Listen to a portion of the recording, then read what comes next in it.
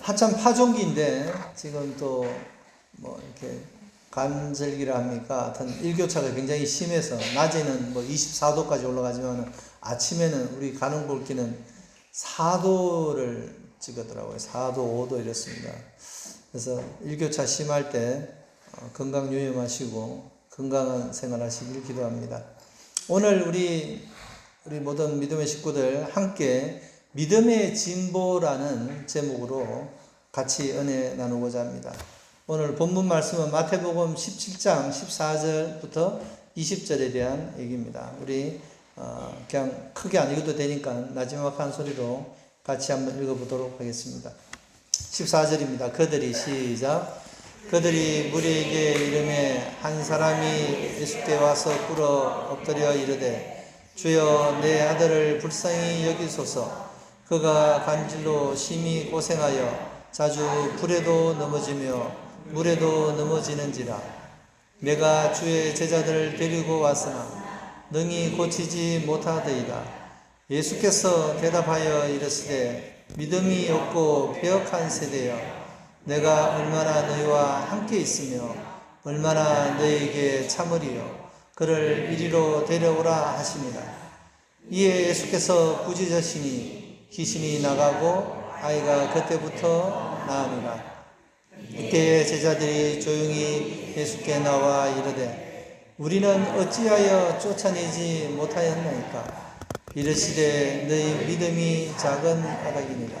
진실로 너희에게 이르노니 만일 너희에게 믿음이 겨자씨 한 알만큼만 있으고 이 산을 명하여 여기서 저리로 옮겨지라 하면 옮겨질 것이요 너희가 못할 것이 없으리라. 아멘. 그냥 이제 뭐 이런 거 읽을 때는 그냥 믿음이 없고 배역한 세대여, 너희가 얼마나 나와 함께 있으면 이렇게 이제 읽으면 사실은 이제 감동이 없고, 믿음이 없고 이 배역한 세대여 이렇게 하면서 좀 이렇게 강조하면서 읽죠. 일요일교회 목사님들 이제 주로 그렇게. 이 얘기는 우리가 굉장히 익숙한 이야기입니다. 우리가 잘 알다시피 이 사건이 일어나기 전에 예수님은 어디에 계셨었어요? 변화산에 계셔갖고 미처 오시지 못했어요. 그 빈자리를 남아있는 이 베드로, 요한, 야고보 세 명을 제외한 나머지 제자들이 그 일을 나서서 했지만은 그들은 실패하고 맙니다. 여기서 우리는 이 제자들은 귀신 하나 쫓아내지 못하는 무능한 제자인가 이렇게 생각할 수 있지만은 사실은 그렇지 않습니다. 그죠? 이 예수께서 그 12제자를 부르사 더러운 귀신을 쫓아내며 모든 병과 모든 악한 것을 고치는 권능을 주시니라고 마태복음 10장에서 이미 얘기를 하고 있습니다. 또 다른 성경절에는 70인이 돌아와 이르되 주여 주의 이름이면 귀신들도 우리에게 항복하더이다 라고 얘기를 합니다. 사실 제자들은 이미 예수님의 사명을 쫓아 귀신을 쫓아낸 경험이 풍부한 사람들이었습니다. 그런데 이미 이 귀신을 쫓아낸 경험이 있는 사람들이었는데 참 이상하게 전에는 잘 됐는데 지금은 안 되는 것이었습니다. 그 아이를 괴롭힌 그 특별한 귀신이 아주 막 끈질기고 막 이렇게 찰검리 같은 귀신이었는지는 모르겠지만은 지금은 안 되는 겁니다. 제가 2009년도 서울삼육고등학교 근무할 때였습니다. 2009년 축의 기도주일이 한참 열리고 있었습니다.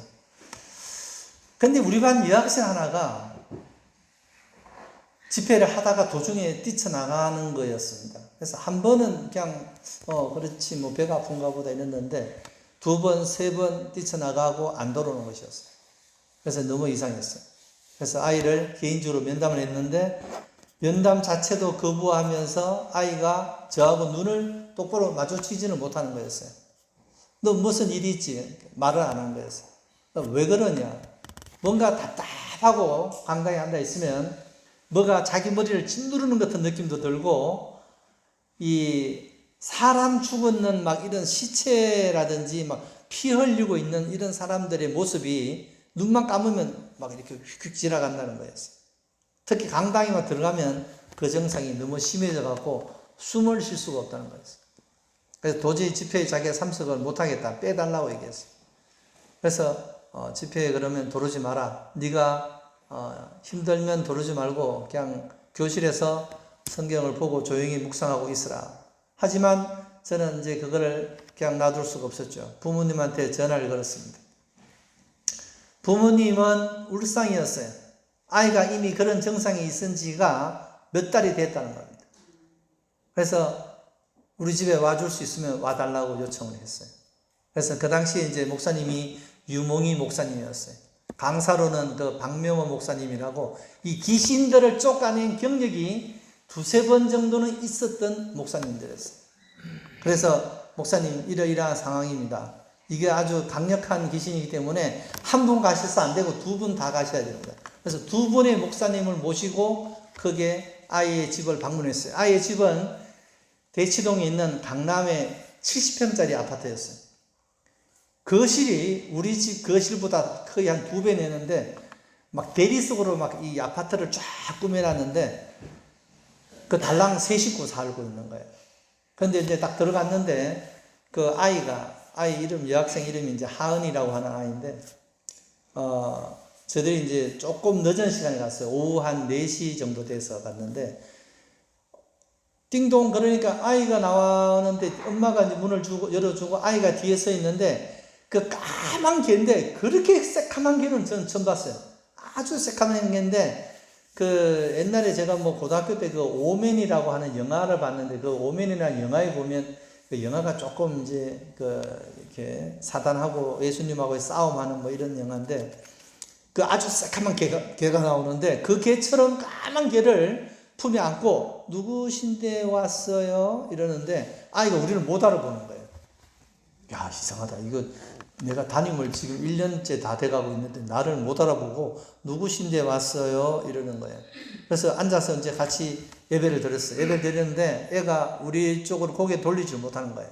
한쪽 구석에 있다가 그래서 일로 가까이 오라고 이제 예배 삥 돌아 선생님들 한 5분, 목사님 2분 해서 7분 정도가 이제 갔는데 그 사이에 이제 아이를 앉히니까 애는 자꾸 이제 뒷걸음질 치는데 이제 강제로 앞에 앉히고 이제 목사님이 이제 돌아가면서 두 분의 목사님이 교대로 예수 그리스도의 이름으로 명하노니 귀신아 물러가라! 하여튼 몇 번을 목청이 터지라고 불렀어요. 물러가라고. 그런데 애는 하나도 바뀐 게 없어요. 귀신이 안 물러가는 거예요. 목사님들이 이제 막 얼굴이 약간 좀 상기됐어요. 이제 귀신이 안 물러가니까. 야, 이게 참, 아니, 내가 귀신을 그동안 몇 번을 쫓아냈는데 귀신이 안 나가다니.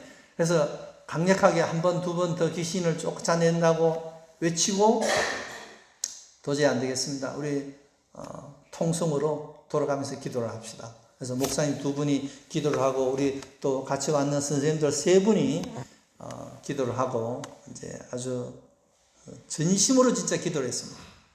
이 아이를 꼭 우리가 정상적인 아이로 살리고 싶은 간절한 이 소망을 주님 꼭 받아주시기 바란다고 아주 간절하게 기도를 5명이 기도로 돌아가면서 우리가 기도를 외쳤는데 진짜 예수님 이름으로 기도 드립니다 하고 눈을 떴는데 제 생각은 그런 것 같아요.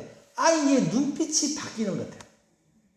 바뀌면서 선생님 여기 왜 왔어요? 저를 알아보는 거예요. 선생님 여기 왜 왔어요? 야, 너 아까 전에 내가 너 들어올 때 난 왜 왔냐고 뭐 그러더니 왜 지금은 또 왜 그래? 그러니까 아니 지금 눈 떠보니까 선생님이 앉아 계시네요. 그러면서 이제 대화가 되는 거예요. 대화가. 그래서 그동안 어떤 일이 있었냐고 쭉 물어봤더니 여름 방학 때 아이들과 같이 인도네시아에 있는 어느 그 산장의 아이를 한 달 정도 이렇게 맡겨놓고 그것을 영어 공부를 시켰는데 아이를 주말마다 데리고 가서 이렇게 원형으로 되어 있는 오두막에 가서 이제 뭐 종교 집회를 한다고 데려갔다는 거예요. 영어도 가르쳐 주면서 종교 집회를 했는데 그게 사이비 종교 집회였던 거예요. 그래서 이제 뭐 쉽게 말하면 이제 막 귀신을 부르고 이렇게 하는 뭐 그런 집회였던가 봐요. 정확한 건 모르겠는데 아무튼 그 집회에 다녀오고 난 다음부터 아이는 2-3달 정도 방황을 한 것 같아요. 정상적이지 못한 것 같아요. 그래서 뭐 어떻게 가장 힘드냐, 그러니까 잠을 자려고 눈만 감으면 시신 죽었는 이제 사람 죽었는 시체와 막 이렇게 막 몸이 찢어져 갖고 피를 철철 흘리는 그런 모습, 막 피가 묻었는 그런 옷자락 이런 것들이 막 이렇게 펄럭펄럭거리며 날아가는 그런 모습을 보면서 잠을 못 자겠다는 거예요. 잠을 못 자고 그냥 이상한 옳은 정신이 잘 안 들고. 근데 저도 어떻게 그렇게 몇 달 동안의 애의 모습을 또 간과했는지 저도 이해가 안 갔어요. 학교 와서는 말짱했는데 그 기도 주일에 그런 증상이 나타났습니다. 그 뒤로는 아이가 계속 호전됐어요. 호전되고 정상적으로 3학년 올라가서 대학을 서울 시내에 있는 대학에 진학을 하게 되었습니다. 이 기도의 능력이죠. 기도의 능력. 이 사람들은 이 골프를 이제 치는데, 골프 치시는 분 예 속에 계시죠. 그죠? 골프를 치는데 골프가 안 되는 이유가 몇 가지라고 생각하세요? 골프가 이제 안 된다고 투덜거립니다. 사람들이 안 되면. 골프가 안 되는 이유가 몇 가지일까요? 고란이 얘기해 볼래요? 몇 가지일까요? 고란이란다 참, 자꾸 별명을 불러갖고. 골프가 안 되는 이유가 무려 108가지랍니다. 108가지. 어제 저녁에 늦게 잤더니 골프가 안 된다니, 연습을 너무 많이 해갖고 안 된다니, 함께 치는 사람이 너무 잘 쳐갖고 부담이 된다니, 너무 라운딩을 자주 했더니 몸이 풀렸다니, 하여튼 별의별 별명이 108가지가 존재한답니다.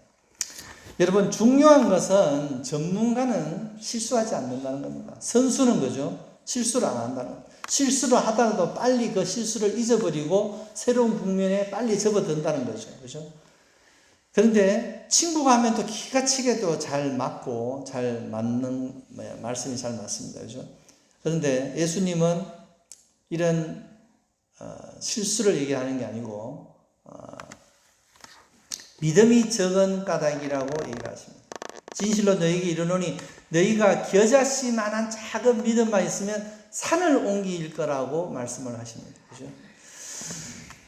왜 이렇게 우리의 생각과는 정반대의 말씀을 하셨을까요? 예수님은 제자들에게 방법을 설명하지 않으시고 확실하게 너희들이 그 방법, 귀신을 쫓아내는 방법을 몰라서 귀신을 쫓아내지 못했다고 말씀하지 않으시고 너희의 믿음이 없다고 말씀을 하시는 겁니다. 정교하게 가르쳐주고 다시 한번 해보라고 그렇게 얘기하지 않으시고 너희 믿음이 적은 까닭이라고 이렇게 얘기를 하십니다. 군대를 제대하고 김천교회 학생반을 잠깐 맡은 적이 있었습니다. 그 학생반을 아주 유용하게 잘 맡았던 그 우리 선배 되시는 집사님이 상주교회로 이제 이사를 가시고 학생반을 맡을 사람이 없었어요. 그래서 저는 이제 군대 생활을 하고 집에 이제 6개월, 7개월간 있으면서 학생반을 맡아달라는 얘기를 듣고 이제 설교도 가끔 하게 되죠. 안식일 오후에 교대로 돌아가면서 이제 설교를 하게 되었는데 열심히 이제 대정투에서 이제 설교 자료를 막 찾았어요. 찾아갖고 대정투에 있는 거를 막 발췌해갖고 이제 학생들에게 알려주고 막 이렇게 설교를 하려고 노력을 많이 했는데 나는 나름대로 성경적인 지식을 많이 쌓았다고 얘기를 했지만은 그 어떤 성경적인 그런 진리 원리들을 강하게 얘기하면 할수록 아이들은 점점 빠지는 거예요. 줄어드는 거예요, 애들이. 야, 이게 이렇게 해서는 안 되겠구나. 그래서 이제 친교와 이제 나의 경험, 군대 생활했을 때의 어떤 경험, 그 다음에 이제 나의 학창 시절 내가 하나님 만났던 그런 경험들, 그 다음에 가장 내 인생의 시련의 그 순간에 의와 불의의 그 순간 속에 내가 시련을 통해서 투쟁했을 때 내가 말씀으로 승리했던 그런 경험들을 얘기해주고 그 아이들과 친교를 했을 때 그 아이들이 점점 한 명씩 친구들을 데려오고 다시 숫자가 느는 그런 경험을 하게 되었습니다. 그래서 그때 느낀 것은 어떤 누구에게 감동을 주는 것은 나의 능력이 아니구나. 내가 많이 뭔가를 알고 있다고 해서 능력을 감동을 주는 것은 아니라는 생각을 하게 되었습니다.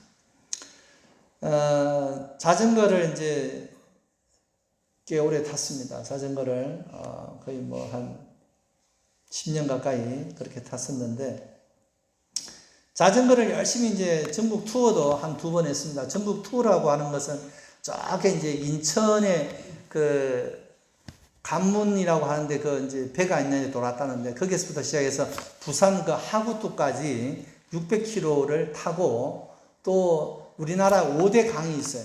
금강, 뭐 낙동강, 뭐 낙동강이 그거고, 금강하고 또 뭐 저기 영산강도 있고 뭐 한 5대 강이 있습니다. 기억이 잘 안 나는데, 그 5대 강 유역을 다 타야 됩니다. 다 타고, 그 다음에 그거 말고 또 다른 길들이 또 있어요.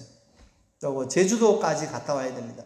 제주도 한 바퀴 뺑 도는데 240km인데 그거 이제 2번 돌고 뭐 1100고지라고 하는 그 고지까지도 올라가고, 이렇게 이제 자전거를 타고 나니까 조금 자부심이 들어요. 다리도 굵어지고 몸도 단단해지면서 그때 컨디션이 최고에 있는 것 같아요. 근데 자전거를 계속 타고 나면 이 타고 났을 때 그런 이제 능력, 뭐 이렇게 스킬, 뭐 이렇게 어떤 높은 산도 내가 올라갈 수 있겠다, 이런 자신감, 이런 것도 들고 했지만은, 내가 누구에게 감동을 주는 것은 나의 능력으로 되는 게 아니다. 내가 아무리 열심히 노력을 해도 하나님이 나에게 감동을 줄 수 있는 어떤 성령의 내가 먼저 감동되고 남한테 감동을 줄 수 있는 능력을 주시지 않고서는 결코 내가 남에게 감동을 줄 수 없겠구나, 이런 생각을 하게 되었습니다. 그래서 사람의 마음에 감동을 주는 것은 바로 성령의 능력이라는 것을 알게 되었습니다. 그래서 그 능력은 주님께서 주시는 거죠. 거두가시기도 하고 주시기도 하시는 분께서 우리에게 잠시 그 능력을 맡겨주시는 것이죠. 그래서 앞으로 내가 누구에게 좀 감동을 주는 그런 사람이 되어야겠다, 이런 생각을 하게 되었습니다. 예수님께서는 제자들에게 방법에 대해서는 설명해 주시지 않고 믿음에 대해서만 말씀을 하시는 겁니다. 본문에서 이 믿음이라는 것은, 그죠? 하나님의 능력을 얻는 것입니다. 만일 제자들이 자신의 능력으로 그 일이 이루어졌을 때에 예수님께서는 방법을 좀 더 상세하게 전수해 주셨을 것입니다. 그러나 그것도 역시 성령의 일이었습니다. 그것은 그들이 가질 수 있는 능력이 아니고 온전히 하나님의 능력이었습니다. 그렇기에 예수님은 그들의 능력과는 정반대로 그들의 믿음을 말씀하신 것이었습니다. 오늘 우리는 어떤 능력으로 살아가고 있습니까? 믿음으로 살고 계십니까? 아니면 능력으로 살고 계십니까? 사실은 우리는 이것이 굉장히 중요한 문제입니다. 오늘도 우리는 자신이 능력으로 살고 있다고 자만할 수 있습니다. 예수님께서는 능력이 없다고 꾸짖는 분은 아니지만 믿음이 없음을 꾸짖는 분이십니다. 그렇다면 오늘 우리에게 반드시 믿음이 있어야 할 것입니다. 이 현대 사회는 능력주의가 판을 치는 이 시대입니다. 예수님께서는 믿음이 없고 패역한 세대라고 한탄하시었지만 또 인자가 올 때 믿음을 보겠느냐고 말씀도 하셨습니다. 그것은 오늘날 우리를 향한 말씀인 것입니다. 우리의 삶에 그리스도의 변화를 이루기 위해서도 또 다가오는 세상에서 승리하기 위해서 우리는 믿음이 필요합니다. 믿음이 미약한 우리일지라도 비록 적을지라도 믿음만 있으면 산을 옮길 수 있다는 겁니다. 어떨 때는 그 이제 지금 막 옥수수 막 파종하셨잖아요. 그죠? 옥수수가 아침에 눈 떠서 옥수수가 얼마나 자랐나 제일 먼저 밭에 내려가 봅니다. 밭에 내려가 보면 진짜 밤 사이에 조금씩 자란 것 같아요. 그죠? 앞에 집에 있는 명목사님들은 아주 한 뼘 올랐는데 우리는 반 뼘밖에 안 올랐어요. 지금은 언제 명목사님 걸 따라가지? 결국은 못 따라가겠죠, 그죠? 끝까지. 근데 오늘 또 김경희 집사님 얘기 들으니까 뭐 1차, 2차, 3차, 4차에 나눠서 옥수수를 또 계속 심으신다고 이러는데, 옥수수가 자라는 거 보면서 그런 생각을 해봅니다. 야, 우리의 믿음도 저렇게 매일매일 저렇게 조금씩이라도 좀 쑥쑥 자라면, 내 믿음이 자라는 걸 좀 볼 수가 있으면 얼마나 좀 마음이 위안이 되고, 주님, 제가 믿음이 이렇게 자랐습니다. 지난번에 이만했는데 지금 이만큼 자랐습니다. 좀 자랑도 해보고 이럴 건데, 이 자라는 믿음이 보이지가 않아요. 그죠? 보이지 않아요. 매우 소중한 것을 잃어버렸을 때 어떤 기분이 드십니까? 저는 그 대학 시절에 그 누나가 사주는 이 마이마이 녹음기, 이거 혹시 아세요? 옛날에 보셨어요? 이거를 잃어버렸어요. 이거를 집안에다가 이제 그 당시 뭐 테이프도 이제 뭐 영어, 미식한 액션 잉글리시 이거 들어보셨어요? 옛날에 누구? 뭐 이런 것도 뭐 한 줄 사갖고 들어보고 막 이랬는데, 녹음기를 잃어버렸어요. 첫 카세트를 집어 넣어갖고 잠깐 듣다가 학교 간다고 갔는데 이 자취방에 도둑이 들어서 이거 하고 몇 가지를 가져갔어요. 몇 날 며칠 잠을 못 잤어요. 이걸 누나한테 뭐라고 얘기를 하며, 뭐 얘기하는 건 둘째치고 막 너무 아까운 거예요. 진짜 내 아주 사랑하는 사람이 어디로 멀리 떠나는 느낌이었어요. 그걸 얼마나 내가 애지중지했는지. 그래서 이제 그다음부터는 이제 중요한 거는 그 아주머니한테 맡겨놓고 나가요. 자취방에 있을 때 아주머니 이거 좀 잠깐 맡겨놓고 나갈게요. 아니 이건 뭐 대단한 거라고. 이거 제가 아끼는 거예요. 맡겨놓고 나가고, 이제 문을 잠가도 뭐 이 허술해 갖고 촌에서 이제 문을 따고 막 돌아오고 그랬으니까. 그래서 어떨 때는 뭐 찾다가 없으면 이것도 도둑 맞은 거 아니야? 이랬다가도 내가 아주머니한테 맡겨놨지. 그래서 아주머니한테 그거 달라고 해서 찾고 이랬던 기억이 납니다. 만약 하나님의 능력이 나에게 온전히 주어졌다면 미약하고 연약하여 수시로 넘어지는 나로 인해 다 소멸되고 말았을 것입니다. 그러나 그것이 하나님에게 맡겨진 것이었기 때문에 언제든지 가서 주님 주세요. 주님 제가 맡겨놓은 거 주세요. 그래서 우리는 능력을 타내서 쓸 수 있다는 겁니다. 그죠? 얼마나 감사합니까? 그죠? 나한테 그 모든 능력이 다 주어져 있어봐요. 나는 자고하겠죠. 자만하겠죠. 그래서 내가 능력 다 쓰고 내가 해서 이루어진 거라고 나는 교만해지겠죠. 그죠? 그래서 우리가 주님에게 맡겨진 그 능력을 받아서 우리가 믿음이 날마다 성숙되어지기를 간절히 기도합니다. 우리가 믿음 충만한 생애를 사는 것뿐만 아니라 때로 믿음이 없고 낙심하는 순간, 그것도 하나님의 은혜인 것을 기억해야 됩니다. 그 순간 믿음이 바로 준비되어 있는 믿음의 밭을 갈구하는 그 밭에 믿음의 씨앗이 뿌려진다는 것입니다. 한 가지 더 성경절을 보겠습니다. 가버나움에 있는 얘기입니다. 가버나움, 마태복음 17장 27절에 있는 말씀입니다. 제가 읽도록 하겠습니다. 24절에 가버나움에 이르니 반세계를 받는 자들이 베드로에게 나와 이르되 너희 선생은 반세계를 내지 아니하느냐? 이르되 내신다 하고 집에 들어가니 예수께서 먼저 이르시되 시몬아 내 생각은 어떠하냐? 세상 임금들이 누구에게 관세와 국세를 받느냐? 자기 아들에게냐 타인에게냐? 베드로가 이르되 타인에게이니이다. 예수께서 이르시되 그렇다면 아들들은 세를 면하리라. 그러나 우리가 그들이 실족하지 않게 하기 위하여 내가 바다에 가서 낚시를 던져 먼저 오르는 고기를 가져 입을 열면 돈 한 세겔을 얻을 것이니 가져다가 나와 너를 위하여 주라 하시니라. 자, 이것도 우리가 잘 아는 내용입니다. 그죠? 성전세. 성전세는 그 모든 사람이 다 내는 건 아니지만 아무튼 그 덕망 있고 이름 있는 그런 좀 형편이 있는 사람들은 성경절에 보면 이 성전세를 다 내는 건데, 굳이 이제 이 마태복음에만 또 이게 있습니다. 그죠? 마태가 주로 출신이 세리이기 때문에 굳이 이 얘기를 넣은 것 같습니다. 그죠? 그래서 가버나움에서 이 반세계를 받는 자들입니다. 그죠? 일종의 성전세를 모으고 성전에 갖다 바치는 그런 일을 하는 사람들이 느닷없이 이 베드로한테 와서 너 선생이 성전세를 안 냈다. 왜 안 내냐? 그죠? 그렇게 따지는 겁니다. 그죠? 이 반세겔이라고 하는 것은 여기 이제 그 당시 이제 2드라크마가 그 반세겔이었답니다. 그죠? 한 세겔이 그 4드라크마였다는 거죠. 근데 하루 일당이 이게 안 된다는데 이틀을 일을 해야지 이 반세겔의 그 금액을 받을 수 있다는 겁니다. 요즘 말하면 거의 한 20만 원 정도 뭐 보통 사람들 그 정도 생각되겠죠. 그죠? 너희 선생은 반세를 왜 내지 않느냐? 이 말의 의미는 당시 성전세는 그 유대인이면 의무적으로 다 냈지만은 예외가 있는데 성전세를 그 면제받은 사람들이 있었습니다. 굳이 이들이 예수님의 제자를 찾아와서 성전세를 내지 않느냐고 묻는 것은 다분한 의도가 있었습니다. 그들은 이제 예수님의 이 십자가가 이제 거의 가까이 와져 있는 상태까지도 예수님을 메시아로 인정하지 않는 부류의 사람들이었던 것이죠.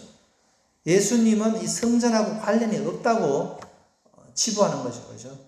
성전세를 내라. 왜? 성전에 종사하는 분이면 성전세를 안 내도 됐어요. 제사장이라든지 뭐 선지자라든지 성전에 일하시는 분들은 이 성전세를 안 냈어요. 그런데 예수님은 안 냈다고 얘기하는 것은 예수님은 그 일하고 관계없으니까 내라는 것이었죠. 그런데 베드로는 뭐예요? 제자들을 대표해서 그리스도를 향한 믿음을 보여주셨죠. 그죠? 그리스도는 하나님의 아들이시라고 베드로는 강력하게 고백했던 베드로였습니다. 그런데 될 거라고 얘기를 하면서 집에 돌아버리죠. 그죠? 예수님이 성전의 주인이야. 우리 주님이 성전의 주인이고 성전 자체이신 분이야. 하나님의 아들이시야. 이렇게 얘기하지 않고 우리 주님께서도 낼 거야 라고 하고 집에 돌아왔습니다. 집에 돌아온 그가 얼마나 암울했을까요? 예수를 그리스도로 하고 시인하기는커녕 그 믿음도 온데간데 없고 한순간 무너져버린 자신의 믿음을 보고 한탄했을 거예요. 속으로. 내가 좀 이렇게 그 사람들 앞에서 예수님 앞에서는 내가 주는 그리스도시요 하나님의 아들입니다 이렇게 얘기해놓고 사람들한테서는 또 이 세금 받는 사람한테는 그렇게 당당하게 얘기하지 못한 자신이 좀 한탄스러웠을 거예요. 그죠? 그때 예수님께서는 베드로에게 말씀하십니다. 시몬아, 내 생각은 어떠하냐? 세상 임금들이 누구에게 관세를 받느냐? 자기 아들에게냐? 타인에게냐? 그죠? 베드로는 타인에게다라고 얘기를 하십니다.